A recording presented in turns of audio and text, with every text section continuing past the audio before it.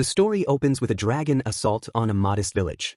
But this isn't your average town, it's a Viking settlement, and its people were battle-ready. Hiccup stepped forward to help, but his father, Stoik the Vast, also the village's leader, quickly sent him away, believing he wasn't ready for combat. Hiccup worked as an apprentice to Gobber, the local blacksmith, and though pushed aside, he unveiled his own dragon-fighting contraption. Gobber stopped him, telling him to stick with forging blades and limbs. As Astrid and the young fire squad fought the flames, Hiccup looked on, especially admiring Astrid, who noticed him staring and chuckled with her friends. Wanting to prove he had what it took, Hiccup noticed the dragons heading for the sheep pen. Having read about them, he knew of a rare one, never spotted, the Night Fury, a silent attacker that struck from the shadows at night.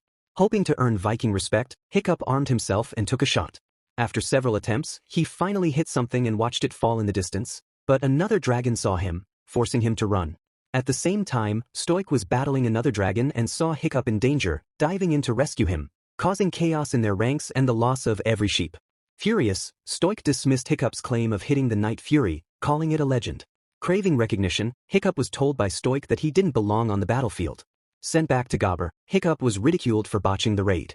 Later, he opened up to Gobber about wanting to be like Stoik, but Gobber kindly suggested maybe Hiccup was meant for something else. Hiccup refused to believe it and snuck off at dawn to track the fallen Night Fury. That same morning, the villagers gathered, upset by the destruction, but Stoik calmed them and proposed a fresh campaign.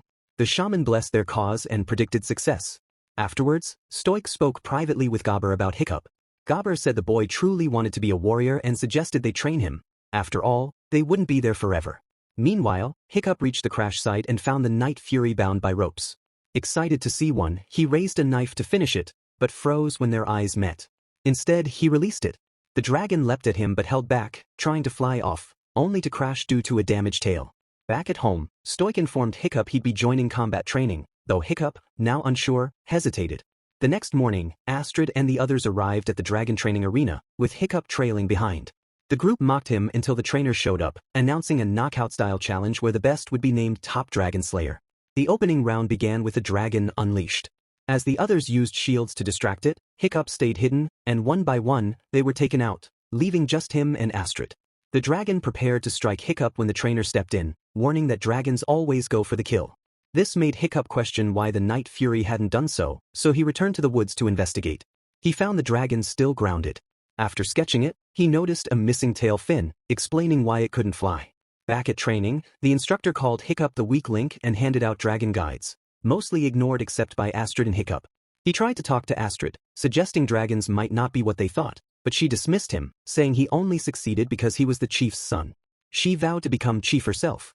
After she left, Hiccup read the guide and saw the Night Fury page was empty, since no one had actually seen one. He added his own sketch, confirming the identity. Meanwhile, Stoik and a team sailed for Dragon Island to destroy the creatures. When they arrived, a thick fog limited visibility, and they were ambushed. At the academy, another dragon was released. Hiccup remained hidden, and Astrid called him over as she stood her ground. She managed to trap the dragon again. Hiccup later returned to the woods, bringing fish to gain the Night Fury's trust. It only approached after Hiccup dropped his weapons. It ate the fish then spat some out to share. Slowly earning its trust, Hiccup mirrored the gesture and ate some. When he tried to touch it, the dragon flinched, taking the move as a threat. Respecting its space, Hiccup sat nearby and drew. The dragon came over. This time, Hiccup extended his hand without making eye contact, and they made contact.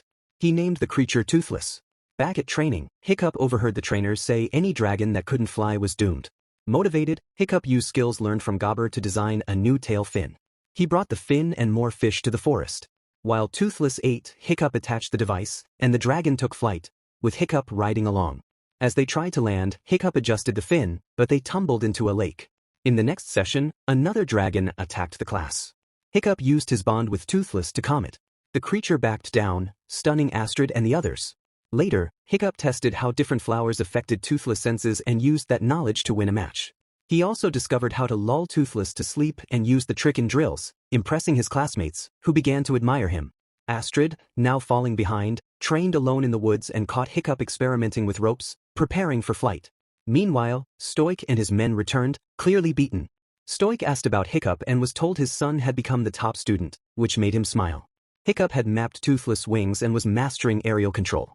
During a flight, a diagram slipped away. Hiccup reached for it and fell, but managed to grab onto Toothless. In that frantic moment he took full control and landed safely. That night, Stoic visited, proud yet nervous, and gifted Hiccup a helmet for the final test. The next morning, the last trial began. Astrid, determined to win, charged in, but Hiccup had already calmed the dragon, winning the match and earning his father's approval. Thanks for watching. Please like, comment, and subscribe. Thank you.